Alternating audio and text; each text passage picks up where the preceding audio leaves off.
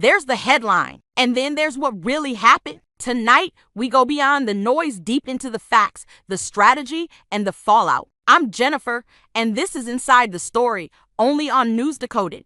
You ever notice how silence screams louder than chaos when power wants to hide the truth? If you're one of the few still asking questions in this world, let this be a signal. Don't just watch. Don't just scroll. Not a whisper from the loudspeakers of corporate media here in the U.S. We've seen walls crumble, lives shattered, and not a single network puts that front and center. Not even when the whispers get louder, like the claim that Donald Trump was offered a deal for a Trump hotel in Syria by their new interim leadership. That story flared for a moment, then vanished like it had never existed. Trump called it great, promised that Syria's future looked bright. Meanwhile, Damascus was burning. So where is the coverage? You'd think a foreign government bombing the symbolic heart of another would be more than a passing headline. This is what happens when you shake a lot of hands, they said. Perfectly normal. And then, in one of those surreal moments only possible in 2025, Levitt goes on to say he gives a very vigorous handshake. If it's bad enough to expose Trump's ties to Epstein,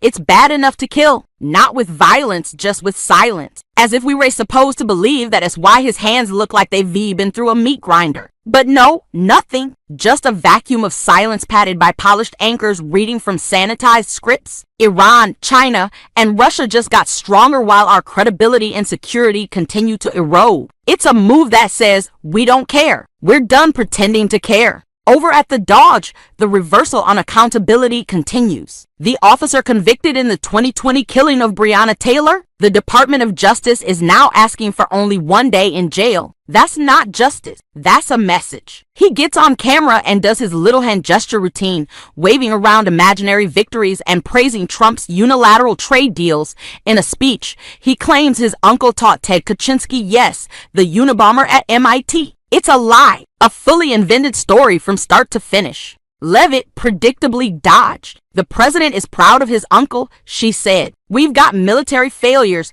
human rights rollbacks, financial secrets, misinformation campaigns, and a leader rewriting reality from behind makeup-covered hands. The question is no longer, what is happening? It's why are we letting it? It's not one story. It's not even 10. It's a system of stories, a tapestry of deflection, silence, and brute force. He has a letter on MIT letterhead in the Oval Office. That's the answer. When confronted with clear, factual impossibility, the response is deflection wrapped in nostalgia. He goes on to say Kaczynski was a seriously good student, quoting his uncle Dr. John Trump, who apparently had a long academic history there. Navarro told Maria Bartiromo that Trump sending out letters to countries counts as a deal. We've got over 90% of the trade deficit covered, he says. With what? Letters? We're governing by envelope now? A message that echoes loudest in Black communities across the country. Your lives don't matter enough for us to try. You're here because you want more than sound bites. You're here because the world doesn't make sense, and you're done pretending it does. So don't just fade into the algorithm. Break it. Comment. Subscribe. Like the video so hard the machine has to take notice. This is NewsDecoded, and if you're still breathing, you're still part of the resistance. That's not just a bad decision. That's geopolitical negligence. The Doge's own civil rights division pushed for this sentence. A man who faced life in prison may walk with a 24-hour slap on the wrist. This isn't policy drift. This is willful abandonment. There was supposed to be a Wall Street Journal piece detailing Trump's connections to Jeffrey Epstein. Days passed. No story. Why? Because the White House reportedly pressured them to bury it. Trump, sources say, was personally involved. Senator Ron Wyden's team says there are 4,752 questionable wire transfers tied to Epstein's accounts. That's not just a financial trail, that's a roadmap of complicity. What else is in those wires? Who else was paid? Who else was bought? The Journal, owned by Rupert Murdoch, looks like it might have shelved it altogether. Break the machine a little, tap that like,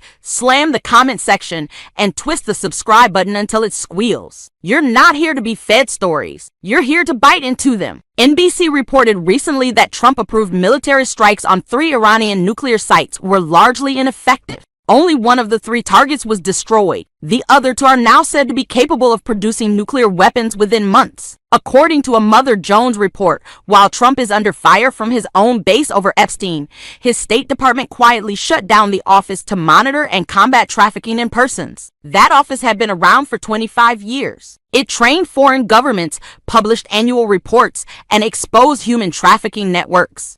Gone, wiped off the map like it never existed. Why now? Why in the middle of renewed scrutiny over Epstein? And this is the fallout of Trump insisting that his instincts were better than the Pentagon's detailed planning. He reportedly overrode their strategies in favor of his own. We've all seen the coverage, or lack thereof, on Trump's health. It's not just about a stumble on stage. What about his increasingly discolored hands? His swollen ankles? Is no one going to talk about that seriously? That was the presidential palace in Damascus, Syria, erupting under the force of Israeli airstrikes. And guess what? No major coverage. Caroline Leavitt held a press conference and tried to bury the story in calm tones and vague medical jargon. This is a man who's painted his hands with makeup to conceal something, veins, bruises, who knows? The explanation from Leavitt was robotic, minor soft tissue irritation from frequent handshaking and the use of aspirin. That's the spin. But what we're seeing doesn't match the story. She said Trump's bruised hands were from shaking too many hands. That is just minor soft tissue irritation. That it's all perfectly normal for a man on aspirin. And let's not pretend Washington doesn't know. No officials seem to want to talk about it. Layer after layer,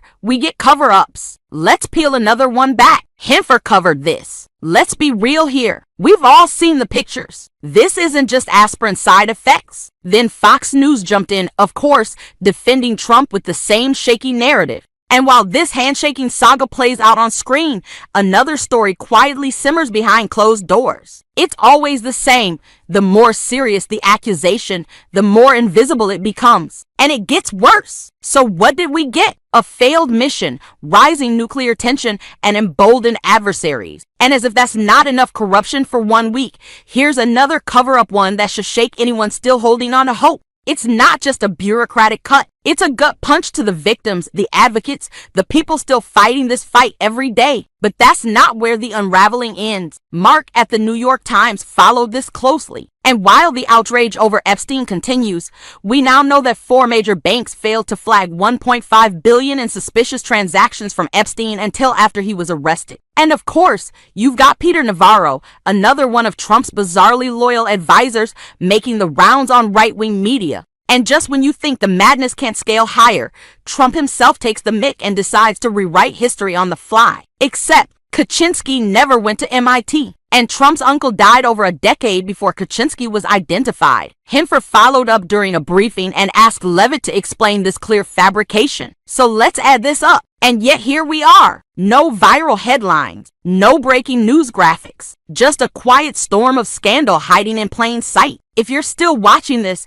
you're not here by accident.